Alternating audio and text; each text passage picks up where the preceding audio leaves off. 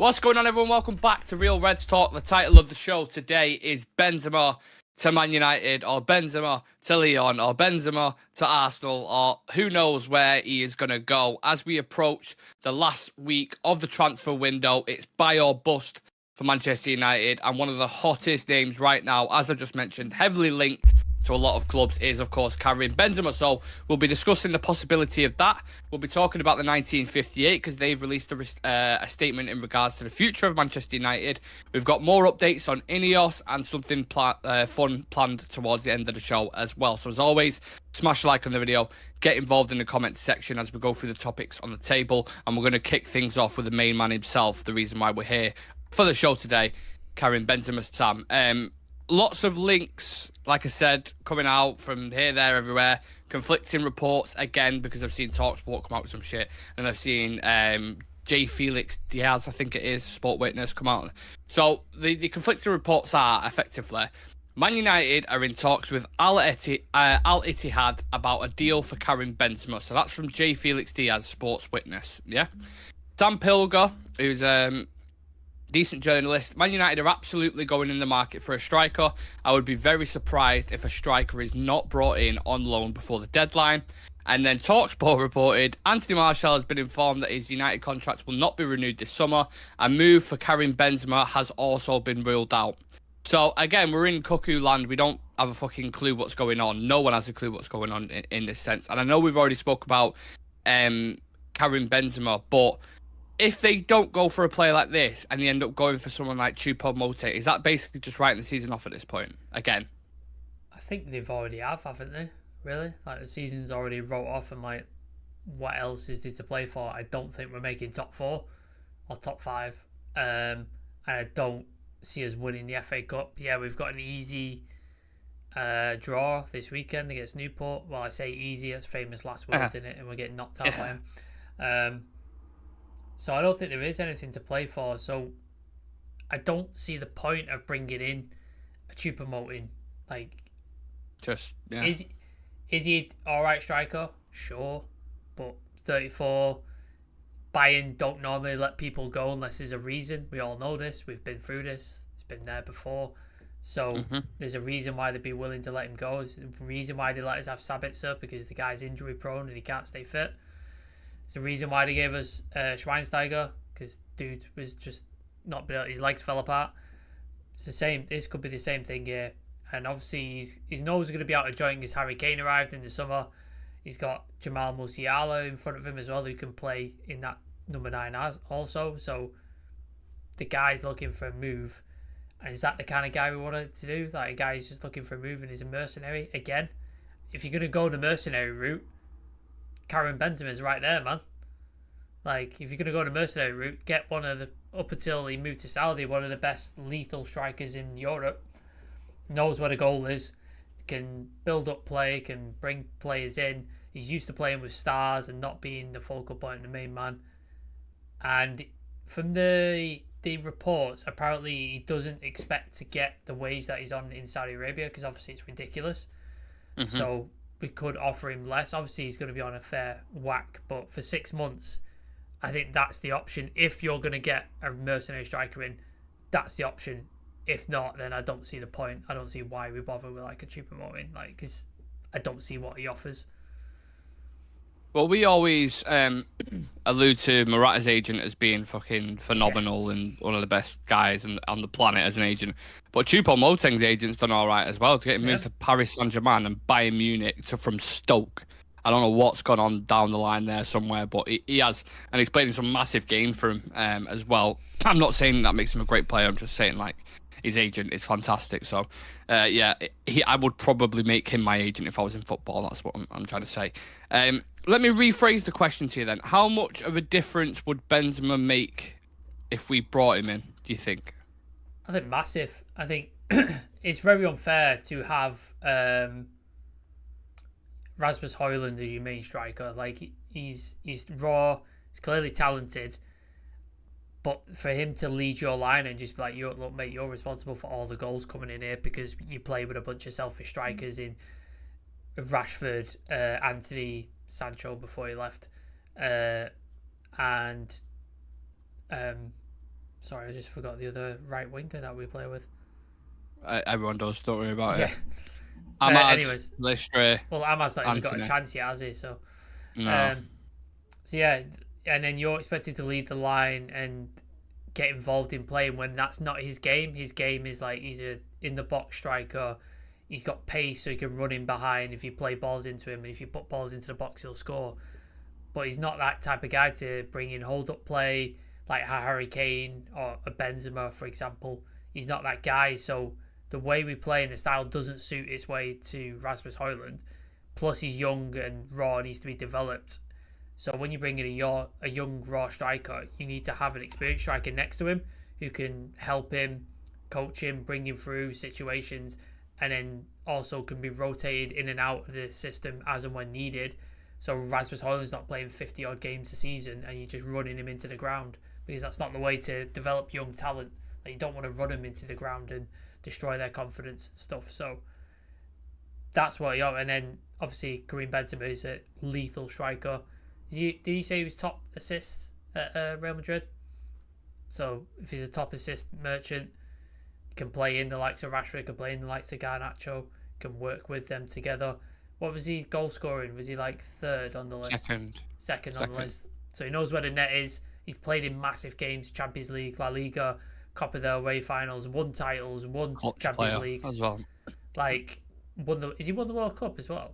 Did he win a World Cup? I don't think so, because I think he was banned for it. Maybe the Euros. So I know he's not won the World Cup in 2018 because he got banned. He's part of one of the best. He's probably part of the best European national team in the. You reckon? Like, I can't think of any European national teams that are better than France at the minute. So the guy's got pedigree, and I think that's your star signing if you want to try and salvage something from this season. But I think his wages could be a stumbling block, even if he does bring him down, because we're in a position where our financial fair play is at cost, and we only seem to be loaning players. We don't seem to be selling anyone. So I assume we're playing most of the wages of the players that are on loan, or if not, a large portion of it. So yeah, that could be the stumbling block, I think, for United. Yeah, we're realistic. We both know, and we've both watched this club for so long to know that it's going to be Choupo-Moting on the last day. Like, there's just not. There's not even a doubt about that. There's not a chance. It's Karim Benzema walks. Or nobody. That's It's just we know it. We know it. So it's not. This kind of talk is like interesting debate to see what he would do. But we both know fine well that United aren't going to go get Karim Benzema. I would be majorly shocked. And I think if he does go anywhere, it'll either be to a club in Saudi, because Al Ittihad would be more happy to do that rather than him go back to Europe and start settling in another team.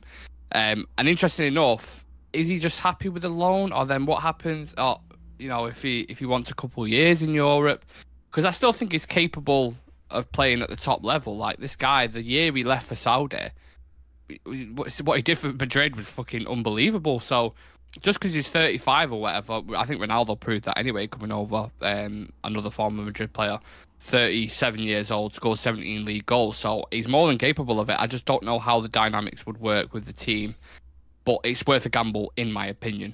I think, definitely. So yeah, let's have to wait and see. If you're going to gamble, you gamble on world class. Yeah, not fucking Choupo-Moting. Like, you don't gamble on Vegas, you don't gamble on Choupo-Moting. Like, no offense to those guys, Vegas worked extremely hard, but he's just not quality, is he? Like, he's not the quality edge that you need in a Manchester United team, whereas Benzema is. And if it doesn't work out, at least you could be like, well, you had the purest of intentions bringing in one of the best strikers in the world last year, brought him in. If it doesn't work, it's a loan, 6 months, cool, let it go. But nobody's under any illusion where if you brought in a Choupo-Moting, anybody thinks it's going to work. And sometimes the experience that brushes off onto a Rasmus could be like, rightly, you could like progress his growth. Takes the pressure 5 times over. As well. Takes the pressure off him as well. Exactly. He'd come in, he'd be like, Rasmus, listen, don't worry about this. Any pressure, I'll take this on my shoulders. We'll work together. You'll get to where you want to be. And sometimes just that, having a presence like him in the changing room, you've already got 2 former Madrid players in Casemiro and Varane, which is why I'm curious to know whether they've been having conversations or whatever. Because you were thinking players have contact, so You know, he's probably dropped Varane a message of like, you know, what's the training like? What's this? What's that? Varane and Benzema obviously speak French, like so they talk together. I'm sure they all speak Spanish because they played in for Madrid for that long. Yeah. So I'm sure they're all in contact. And I think as well, like not just the pressure taker, but can you imagine having that option so you could say start with Benzema in a game, and then as towards the end he's tiring, you get on a fresh Rasmus Højlund who's got pace and he's running, and then you can start just chucking balls into him. That gives you another dimension to the game. Where at the minute, you know exactly what we're going to do. The right-hand side is fucking dead. Like, there's nothing happening. Rashford is going to get the ball, run into a defender and lose it. And then Rasmus is just going to be there, isolated, and you don't have to worry about it. Whereas Benzema just brings that totally different dimension. Or vice versa, you start with Rasmus, it's not working, he's a bit frustrated. You bring Benzema on to bring those other players in, and he causes chaos and provides gaps and spaces in behind for Rashford and Garnacho to work into. So it's like, it's a winner in every metric, in sort of my opinion. It makes sense, and that's exactly why United won't do it. Yeah, absolutely. We know our club too well. But I'd love to hear everybody else's thoughts in the comments section. Karim Benzema, I know we've spoken about him in depth over the past couple of days, but it's the transfer window. What do you expect? More and more articles are going to be coming out. Probably this last week we'll be speaking even more about him, and there'll probably be someone will throw a story out there. Hot news just about to happen. Like, who's that fucking guy from Barcelona? You know exactly what I'm on about. What's his name? I'm not sure. Is it Santi Arona? He made a living off fucking that De Jong saga. I can't remember. He was streaming. Is it Gerard something? I can't remember his name. Gerard Romero, is it, or something? I can't fucking remember the guy's name. You know what I'm on about, though, innit? Like, yeah, go live. Yeah. Anything to do with De Jong, hot, 100% may happen. And you're like, 100% may happen? How the fuck does that work? I don't know how you back that claim up, do you? Unless you're a Barcelona negotiator who works on the board. I don't know how you back up a 100% claim. I've not heard anything of him since that De Jong saga. He just seems to have just even Goldbridge, who was convinced it was happening, was a 99% guy, wasn't he? Yeah. Like, he was not 100% in it. So, but yeah, we did put a poll in the chat. If you would like to see Benzema at United, and it is currently 77% for yes, and then 23% no. So that is the current poll in a minute. I also understand the other side of it as well, because I think financially, I don't know how they're going to make sense of that. I think you mentioned that as well. Yeah. So I don't know. They're not going to do it. They're just not going to do it. But it's nice discussing it, because I would like to see him. Unless Saudi pays wages for us. Yeah, and who knows? He might really push, towards the end of the window. I think he's that good of a player, Sam. I said to Shreyas yesterday. I think he could genuinely go to Arsenal and they could win the league with him going there. Absolutely. He go to there. He could go to Chelsea and improve their season, because they need a striker. Nkunku's out again, isn't he? So he could go there and improve their season. So yeah, I think he's a class talent, and any team that needs a striker, if you need to get to the end of the season, I don't think there's a better option as a temporary measure than Karim Benzema. He's the best out there right now, 100%. The fans want it, the club won't provide it, unfortunately. And whilst we're actually on that topic, the next kind of thing we're going to discuss is the 1958 fan group, who have been speaking about Sir Jim Ratcliffe's new investment model, and they've been saying, we feel the right decision is to keep monitoring progress and let the new structure and strategy play out. We will be watching developments closely and will continue our fight until the Glazers have been removed, which is always nice to see, and the message still stands. But do you think the fire has been put out with Ineos coming in, and what do you feel about the scale of protests going into the last bit of this season? I think a lot of sort of vehement protests were sort of quelled originally, weren't they, when we got Varane, Sancho, and then Ronaldo, and a lot of people sort of went a bit quiet, didn't they, after the Super League fiasco? Yeah, a lot of people, we got these, we're going to win the league, but obviously didn't go well. I think the problem with our fan base is it's so divided, ironically enough, because we're Manchester United. Yeah. It's so divided because you saw with the ownership takeover, you had all the flag shaggers with the Qatari twerkers who were going on about Sheikh Jassim's going to save this club, or just conveniently ignore all the human rights abuses and stuff going on over there, and has he actually got the money, all that sort of stuff. But then on the same side, you had the Sir Jim people who said he's going to be there and he's got in bed, but he's got in bed with the Glazers. He's effectively kept them on, stuff like that. So it's just a very divided fan base, and why we were never going to get a say in who took over the club, unfortunately, because that's the way these businesses work. We don't get a say. We don't get to choose. The situation that's come, everything that's coming out so far, and the decisions that Ineos have made so far seem promising. Obviously, they're not all the way there, and it could all blow up in their face when everybody's in place, and it might not work. But everything they seem to be saying and seem to be doing, and the people they're hiring, seems to be the right step in the right direction, which is more than the Glazers have ever done in their entire tenure. They've always hired their mates or people from internal who've got no experience. We're not doing that now with Ineos. So I think that's helped calm some people's anger. Obviously, there's going to be people like the 1958 and myself who always want the Glazers out no matter what. Like, just get them out. But this is probably the best of a bad situation that we can have at the minute. Get the footballing right. And then I saw a report today, apparently the Ineos are going to have more say on commercial matters as well, because the scope is going to be... discuss that next. Yeah. So everything seems to be going in the right direction. Again, like you, I'm cynical. We've had 13 years of this bullshit. We had this promise under Richard Arnold and John Murtagh, and that you saw how that went. So I'm cautious, but everything seems to think that the appointment of Omar Barada, rumours of Dan Ashworth, Paul Mitchell, if that pulls off, that is definite big steps in the right direction. Obviously, they have to do the job, but I think that's what's quelled a lot of people's anger. I think that's quelled a lot of it. And if we make the right signings and we start progressing next season, I think that'll go even further towards that cause. But there's obviously always going to be a contingent who are 100% sale on nothing. There's always going to be that contingent, and I, for the most part, I agree with them. Like, I want the Glazers gone as much as they do. Yeah, I don't think I saw anything divide the fan base more. Well, obviously the Super League was the biggest one, but in terms of when the strategic alternative got announced, I mean, the amount of debates he was having daily on spaces and shows and da-da-da. Qatar this, 100%. So Jim this, you're a racist if you don't want Qatar, you're a this if you don't want that and that. It was just like, now it's actually happened, it's kind of like, well, like you said, rightfully so, it is the best of a bad situation. And we don't have a say in it. We can't do anything. Literally, no, we cannot do anything. And also, you think as well, before Qatar came in, everybody was praising Sir Jim Radcliffe. Do you know when he went in for Chelsea, that last-minute bid out of the thing? And he basically was, according to Kieran Maguire, who's been on the channel, he said that was him basically announcing that he wants to buy a club and he's interested in United. Like, he didn't expect to win, but that's what he wanted. That's what he was sort of putting out there. Signal. And everybody was like, "Oh, I'd love it if Sir Jim bought us," and blah blah. They were all like, well up for it because he's a United fan from the area.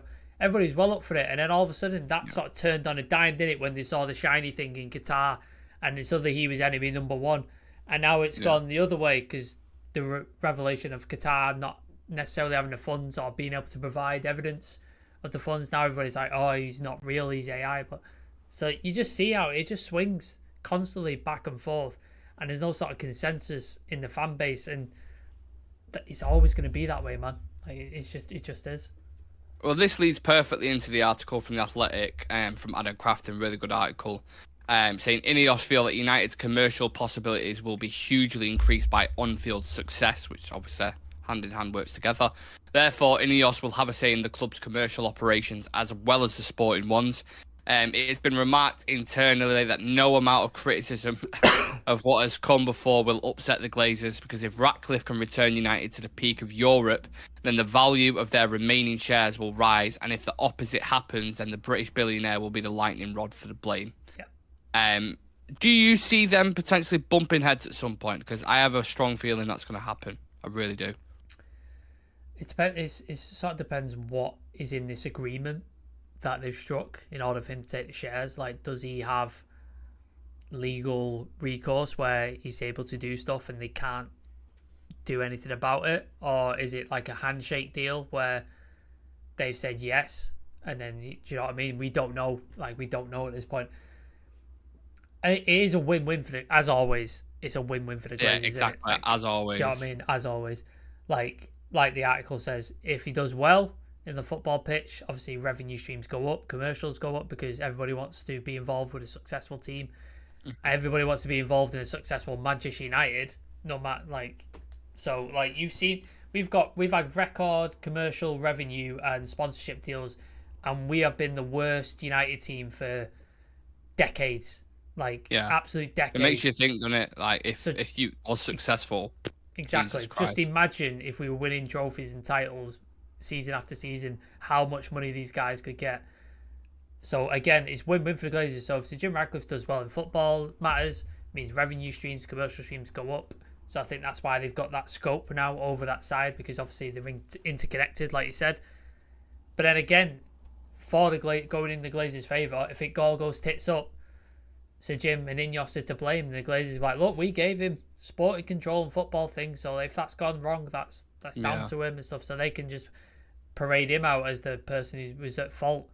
So again, it's just win-win for the Glazers, as always. They always win from these situations. They never end up on the losing side of the deal, and it's a continuation. I think it's interesting. I would love to know the intricacies of the fact that if he's putting money in, then does he only do that with the expectation of a return when his shares go up? I don't know if that makes sense to you. Or does he put money in knowing that he's definitely going to get a return on it? Do you know what I'm saying? If he buys the shares, whatever it was, 1.3 billion or something like 2.3. that, yeah, around there. I can't remember what it was. So, and he's injecting money in on top of that for 300 million quid, for the infrastructure, etc. I wonder how that works financially. Does he get that back, or do you know what I mean? I think when James from the Muppeteers was on, he explained it. Any money he puts in, like this 300 million, for example, gets returned to him in equity and shares in the club. So he effectively gets more pieces of the club by investing more money. But I don't know if that's Class A shares where he doesn't have the voting power, or it's the Class B shares where he does, so he then has more of a say. I'm not sure so fucking how that is structured, structured. Yeah, and I'm sure it might come out within the next few months once it's ratified. Maybe we'll see. Everyone's had to almost become a fucking financial expert, haven't they, over this past 12 months? Just trying to make sense of it. Start watching Bloomberg on TV and stuff, just trying to understand stocks and shares. But maybe after it's ratified in the middle of February, we'll find out more and understand how the deal is exactly structured, because obviously they have to announce to the shareholders, because we're a publicly listed company, so they have to announce stuff. So everybody will probably get a look at the books at some point and understand what's going on. But yeah, it's going to be interesting. He said multiple times he's not in it to make money. Now, whether you believe that or not is one thing, but is his 70-year-old guy, or is he 73, 74? He's over 70. Yeah. That's all I need to know. So, and he's a billionaire, Britain's richest man. He's a billionaire. He's got all his money in petrochemicals and whatever else. So he said this is more about leaving a legacy. And you know what billionaires are like? They've got massive egos. They want to be remembered and known for something other than making a shit ton of money. And I think that's what Manchester United is to him. I mean, if he happens to make money out of it, then it's a fucking bonus, isn't it? Really. But I think, genuinely, this is his ego legacy thing that he wants to leave, that he brought Manchester United back to the top of football, and he's the saviour of Manchester United. I think that's what this is. It says a lot if you in particular are trusting a billionaire. I don't trust him. I don't. But in his head, I think in his head, this is his thought process. Whether it actually plays out almost that way, a vanity project. Yeah. Whether it plays out that way is another fucking matter. He could get in and change, and things are different and stuff like that. And the Glazers could force him out. Whatever. Millions of different things could happen. I'm just saying, that's his thought process. This is his legacy, his vanity project, what he wants to be known for. Whether that actually happens, and he does it. He's saying all the right things, doing all the right things. He's cancelled dividends. He's putting money into the club without expecting return, etc. So he's doing football it all first right. As well. Football first. What everyone wanted. He's doing all the right things. Whether it actually happens remains to be seen. Well, they always say go with your gut feeling in it, and I don't know, this is me being naive or stupid or whatever, but it does feel right. Just in my personal opinion, everything I'm seeing at the minute and what's going into the club and the decisions that they're making, like you said, with the dividends and what they're going to do around the stadium and how they're going to invest and what people they've moved on, what people are bringing in. I think the majority of people, when you've listened to them speak about this club over the past decade, would agree with what they've done or would have put that as priority for the first thing. So they've literally done no wrong. We've said it. We've said it on this channel. We've said, get a director of football in, get a recruitment person in, get football people, and make football matters first, best in class.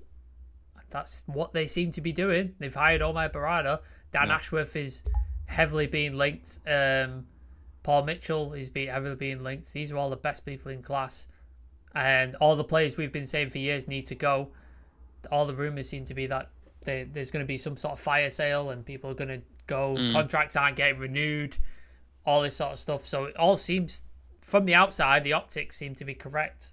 So yeah, you have to almost kind of, I don't know if preempt is the right word, but you have to, with caution in it, like praise, but with caution. We'll just see how we get on in the summer, because I think there's a lot of stuff and a lot of work to do during the summer. I don't envy him in certain situations, because they're going to have to move a lot of people on. They're going to have to move a lot of players on. They're going to have to make a lot of tough decisions. It's a big fucking project. Man. Huge. Biggest challenge in football, really. To bring United back to the top of European glory. It's no bigger challenge, I don't think, especially with how we've been run. So good luck to him, and obviously we hope he improves. Right, the last kind of fun, silly thing we had planned towards the end, we saw Steve Howson do this on, I don't know if it was his channel or Paddock. Basically, put a picture up, if we've got it on there. I've got it up now. You've got it, yeah. So it is a starting 11 which consists of animals, right? And obviously a lot of thought has gone into this, a lot of planning. It's definitely not. But he's wrote a dissertation. He's wrote down dissertation, facts. PhD in animal starting 11s. Yeah. But just for something fun, like a bit of a different thought. If you was to make a starting 11 out of animals alone, think about what qualities each position has and why you would put them there. I mean, you can get as detailed as you want with it, really. But think about that. Goalkeeper, back four, middle three, and in front three. Oh, you might want a different formation. You might want fucking groups of it. I don't know. It's purely hypothetical and a little bit of fun. So I think this will get interesting. So get involved whether you're watching live or watching later on, whenever it is. Who wants to kick things off, Sam? Because I don't know. I reckon we might hit a couple of similar animals here. I think Steve's got the right idea in the goalkeeper in chimpanzee. I think that's the right. It is. I think that's the right animal. Do you know what? When I was looking at the goalkeeper, I was like, I don't want to do the same team as it. So I've done different animals, but they're hard to disagree with because they're chimp. You think about grip, reflexes, strong, spam, like wing spam. They're strong as fuck. Like I think they got strength of twice the human being. They're athletic. They're aerial ability. Like they're used to swinging through trees and stuff like. So I think chimpanzee's the right choice for a goalkeeper anyway. For me, what did you put? What was your choice? I just went with something different just because I thought, right, I'll look into it. So I put a street cat, right, and I'll explain. It's a good choice. No, I agree. My reasons for it. My other thing was going to be cat. Like that was going to be cat was going to be naturally quicker reactions, do most of the work in the dark. That's why I said street cat, because they don't know what's going on. So the kind of senses are heightened, quick movements, good sense of timing. I just think the height and the size of the animal would obviously be a defect, but who knows? I just think reaction-wise, they would be a second choice, but a chimp is obviously number one. Do you know what I mean? So I agree. I think a cat's a good. Maybe that's our bench, our goalkeeper, bench goalkeeper. The Bayern. Yeah, he never gets to play, but he looks fucking class. Just on its scratch post on the fucking bench. Yeah. Right back. What do you think? Well, I wanted to go centre backs because I've got ideas. So right, okay, go on. I like the idea of a gorilla. That's a good idea. Shire horse, kind of swung me a bit. I don't know what's going on. What is a Shire horse? It's basically a massive horse. It's like horses that are meant for ploughing. Like ploughing fields and pulling. Oh right, okay, okay. I thought water buffalo. That was my centre back. Big fucking animals, strong, very thick. You ain't getting past it. Intimidating, and they're used to sort of dealing with like pressure and stuff like that. Could you play a high line with a water buffalo though? That's the question. No. But can you play a high line with a gorilla? I don't think they're that quick. Do you not reckon they're more nimble than a water buffalo? I don't know. I feel like a water buffalo might be a bit like a Maguire. I feel like I'm gonna have the water buffalo and then gonna have something quicker to who's gonna go out and then complement him. Yeah, he's gonna sit back. The water buffalo protect and screen. But then you have to think you can't be putting lions next to water buffalo, praying. Do you know what I mean? You got to have the connection there. We're ignoring the animal kingdom food chain like in this thing because the whole team just gonna fucking. Because on there he's got a polar bear and a fucking mink, and there's no way that polar bear is not twatting that mink. Do you know what I mean? Like he's having it. So we've got to ignore the food chain for this thing. Okay. Otherwise, it's going to be chaos on the pitch. It's carnage. Yeah, utter carnage, which is almost like United in real life. So yeah. Right, I'm going water buffalo for one of my centre backs. So okay, so can I throw a centre back shout in there? Yeah, you put yours. Hippo. In. That's a good choice. Hippo. Okay. Good choice. Right centre, left centre back, wherever you want yours. I'm not sure. Great spatial awareness.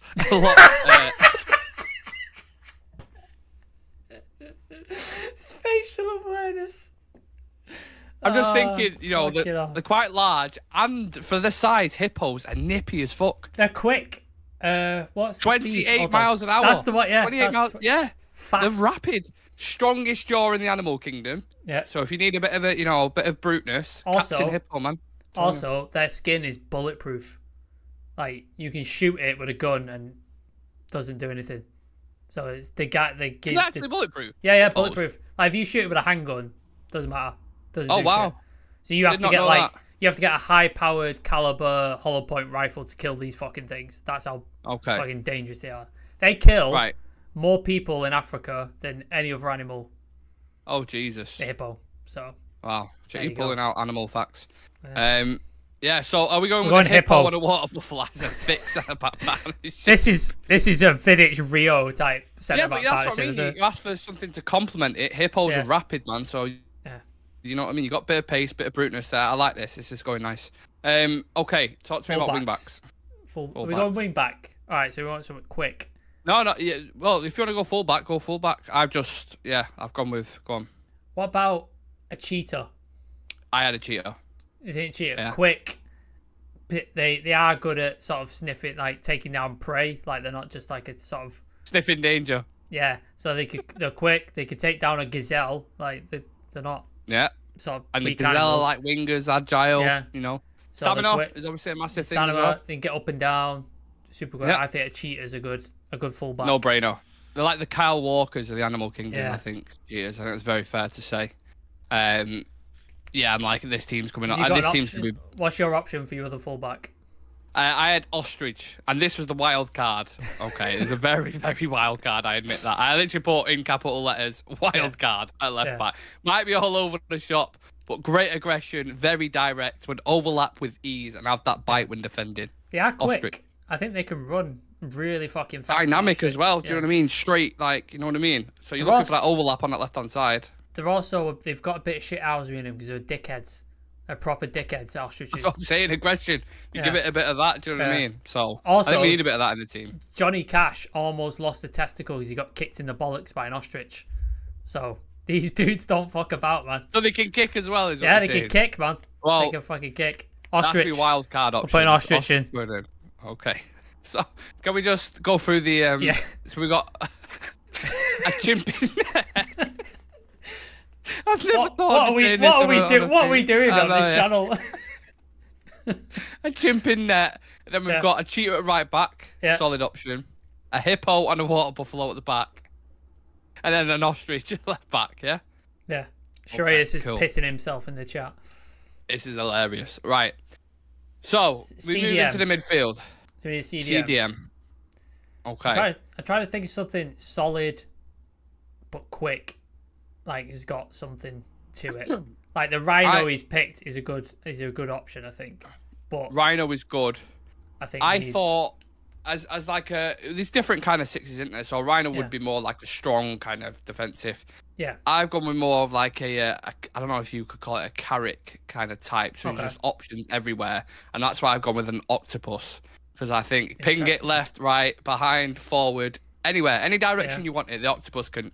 And octopuses as well, very intelligent animals. Yeah. Very. Are we gonna have a bit of water in the middle of the pitch then for them to sort of live in? Yeah, I mean, come on, we've got a water buffalo and a fucking hippo. No, at the but back, he so, lives on land. The water buffalo lives on land. Waterlogged pitch. Let's just leave it. I don't know that. if we need to stick to like land-based animals. Okay, well, you're more than welcome to throw me something. I like the idea of the octopus. Yeah, David Pearson's just put in a fantastic joke. The ostrich that took out Johnny Cash's testicle, at least he didn't kick him up the arse to give him a ring of fire. Okay, well, fair play to you, son. Fair play. Well done, David Pearson with a comment of the day. Well done, Dave. I like that, mate.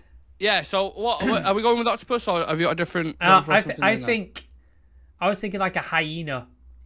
That's what I was thinking. State the reasons. Relatively large, aggressive, which is what you need in CDM, but they are known as sort of omnivore. Not omnivore, what's the word? They do scavenge.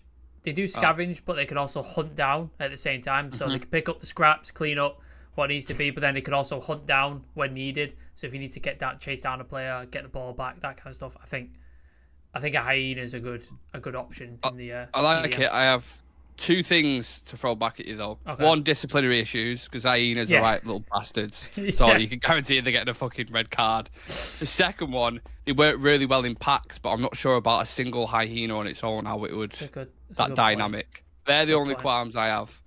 That's a good point. If we need a land animal, off the top of my head right now, I can't really think of any better options. So I'm happy to throw hyena in there if you want. Let's go hyena. And then what did you have for your sort of number 8 position? Right, these I don't know the technicality on these because these are animals, but if we've only gone for land animals, I don't know. I've gone with a crow. Okay, so a crow in midfield, one of the most creative animals, great at problem solving, can adapt in different situations. That's the reason why I've gone with it. But then it's like it flies. I don't know the terms. I think because it can land, it can walk, can it? Like it can technically walk. It can. Think like if you put an octopus on land, it's gonna die, isn't it? Like it's not.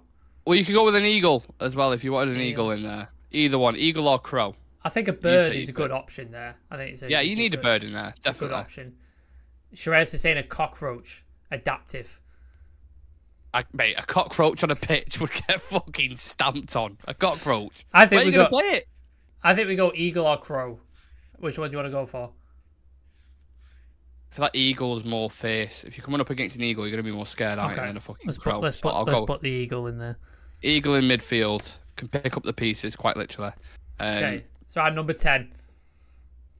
This is difficult. Number 10 of animals. Who is the number 10 of animals? I did have like what did I have now? I can't remember what I picked. I had it on the thing in front of me. Let's think. Creative. Forward thinking animal. Creative, nimble, forward thinking animal. I'm gonna go with. Again, I can't have water animals, so I go for something like a fucking dolphin because they're nippy. I'm very intelligent, high intelligence. That's a good option. I'm trying to. And then you have to think about one who's gonna assist as well. An animal that gives. Do you know what I mean? What about like the nucleus? What about some sort of dog? Yeah, I can work with that. Like a. I don't know if a Rottweiler is too big, like it's too sort of bulky for a number 10. Maybe like a Jack Russell. A Jack Russell, I think. He's quick. He's nimble. He can run about. He likes to. They love chasing the ball, grabbing the ball. Like I think they'd be quite good in there. What else could we do? I'll have a look. I need some ideas. Give us some ideas, chat. Attacking midfielder, animal. Let's see. So you're talking agility, vision, creativity. Fox? I had Fox for my striker position. Oh, Fox in the box. I knew to say Fox in the box, of course. That was my. Fox would be so good. So what's similar to a fox then? Do you think? A badger could have a badger. Badger. In the hole. In the hole. Like they go in the hole. In the hole. A badger in the hole. Like, okay. They're in the hole. They're Let's go with relatively quick, aggressive to a point. Strong. Very strong. You hit a badger, you fucking know about it in your car anyway. So like, I think a badger might be a good option. Can a badger knit the play together, do you think? Well, they can navigate warrens and stuff like that, don't they? That they live in. Okay. And they build like sort of little intricate tunnels and stuff, so they like can a mole see. almost. Yeah. Okay. Let's go with a badger then. I'm happy with a badger. I mean, we could always leave it up to the chat if you want to throw a better suggestion out there for your number 10. David Pearson has gone for a free kick defense, a walrus. Just stick it in front. That's all that lies, a wall. Lies it's just a wall. wall, Yeah, innit? it's just a wall. That's what we're doing with that.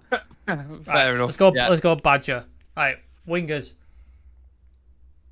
Okay, so I have gone for something a little bit different. On the wings, of course, you want something agile. You want something nippy. I have gone with 2 otters. So like the Fabio and Raphael of the Animal Kingdom, 2 otters. Just because I think great communication, family orientated animals, very quick as well. You can get them on land, communication. And I really like otters, so I just wanted to try and get them in there. That's my shout. Fair enough. I had a gazelle because I think they're insanely quick, option. Agile, able to dodge things. They dodge cheetahs every single day. They are the hazards of the animal world. They're a pain in the ass to try and get hold of. And then the other one I was going to go with was a kangaroo because I know that I saw him on his fullback thing, but I think bouncy, tricky. They're quite strong as well. They're quite I think I've got a theme going in here. Dickhead. Kangaroos. Yeah, they can be dickheads, can't they?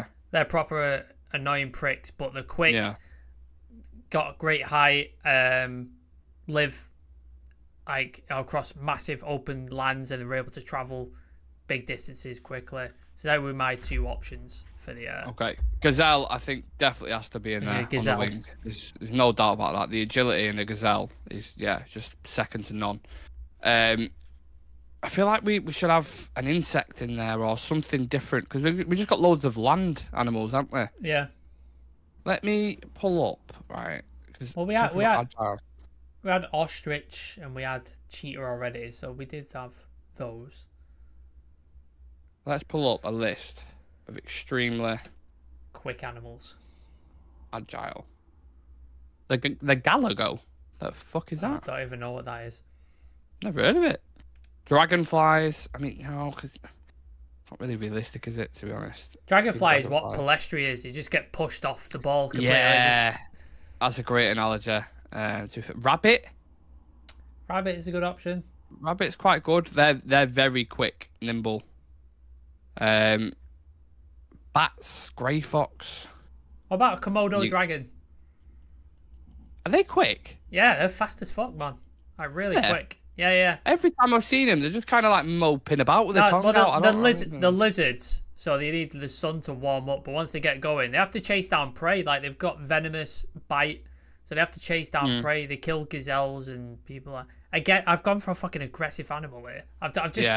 I've got fucking prison FC animals here. I was about to say, this is like your fucking, when we did that, was it 99 versus 08 team? And you had like Vidic and Stam at the park. It's getting aggressive, this team. I definitely agree with the gazelle. Yeah. What was the one we were just talking about? Jesus, my memory's so bad. What did we just say? A Komodo dragon. Komodo dragon. Yeah, so Komodo dragon can move up to 12 miles an hour and cover large distances. So is that quick enough for a wing, or is that going to be another Jadon Sancho type kind of signing? Could be. 12 mile an hour. It's not that 12 mile an hour ain't that quick, is it? I don't think. No, but for a fucking giant lizard, it's quite good, isn't it? What about a crocodile? Is they're fast? Crocs are slow, man. No. Hold on, let me find it. Crocs are quick in water, but on land. Land speed. Here we go. I could run away from a croc. 24 to 29 kilometers an hour. Nah, never. Yeah. What's that work out in miles per hour? That's like 15, isn't it? Isn't it? 15 mile an hour. 15 to 22 miles an hour. Yeah, I could outrun a croc. You reckon you could run 22 miles an hour? No, definitely not. But I'd have more of a chance running away from a croc than most of the animals, I think, on that. Large crocodiles, like saltwater crocodiles, largest species on the planet. Average human runs 10 to 15 miles an hour. Crocodile, 15 to 22. So you're getting caught, mate. I would rather put the croc up top and the fox on the wing. That's what I'd rather do. So fox is agile and nimble and nippy. Yeah. I think he'd be better in the wing, but I get the analogy with the fox in the box kind of thing. But a croc up top with that snap. Yeah. He's a poacher, isn't he? He's waiting for his opportunity and then there you go. There you go. All right, let's do that. That is perfect. Crocodile in the number 9 position. So you'll have to read out our starting 11 of animals because I can't remember it. So I'm going to read out some people's suggestions first. Okay. So Dino said he wanted to put a hare in there, as in like that's a good shout. Very good shout. And he wanted a lynx as an attacking mid. Shrez said a hawk might be a better striker. Dino said crane bird, always deliver. It's a good one.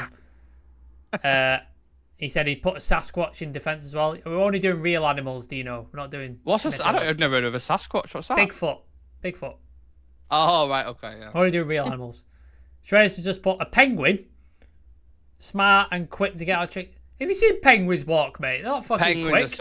Penguins they too nice. Fall over. They just fucking fall over. In our team, the dynamic would be all over the shop. We've got aggressive animals in this one. Can't have a penguin, Shreyas, but I get your point. I do love penguins though, Shreyas. Yeah. Just put it out there. So we've got a chimp in goal. Our fullbacks are an ostrich and a cheetah. Yep. We've got a hippo and a water buffalo as our centre-back pairing. Our midfield three is a hyena, an eagle, and a badger. On the wings, we've got a gazelle and a fox, and then up top, we've got a crocodile. Who's the captain poacher of this team? Ooh. That's the big question. Need somebody who works, don't we, for the team? Managed by Steve Irwin, of course. The late great Steve Irwin. I'm trying to think who works for the team, because a lot of these are like selfish individuals. I think hippos live in packs, don't they? Like herds. They live together. So yeah. So do water buffaloes though. So you can pick either, really. Let's go with a hippo. Put the hippo in there. Okay. Hippo at centre back. Yeah. One of the quickest. Got the biggest snap. One of the strongest. So makes sense. He's never getting injured because he can't be shot. Like he can't kill these fucking things. Hippo Maguire. Some might call him. I love that. Love that team. Let us know what you think of our starting 11 full of animals. Get yours in the comment section. Who you would put in there. Just thought it'd be a bit of fun. So I'll put it up on the socials as well after this. Yeah. And you can. Tag Steve Housen in it as well. See what he thinks of it. You put and then underneath the comments you can put your teams. Let us know. Yeah, absolutely. Just something fun to end the show. Didn't think it'd take that long, but here we are. Anyway. Enjoy the rest of your week. Nearly weekend, couple of days to go. United are in action over the weekend, so we'll have the Newport preview.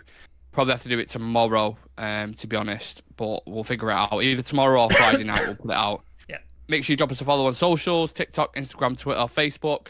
And enjoy the rest of your day. Me and Sam will see you in the next one, unless Sam has anything else he wants to. No. Yeah. Go check out the videos from yesterday and the day before. All your transfer and stuff. The members like video as well, sorry. Yeah, check out the members video. We gave out a load of memberships at the beginning of the month. I'll probably give some out at the end of this week on one of the shows so more people can see it. And then if you like what you're seeing, please do subscribe for the next month. It helps out the channel and stuff like that, and there'll be more content like that. So Dino's trying to say Sasquatch is real. Listen to Sasquatch Chronicles in your free time. Crazy encounters. There you go. Each to their own, mate. Each to their own. Yeah. We'll see you guys in the next one. Cheers for tuning in. See you in a bit.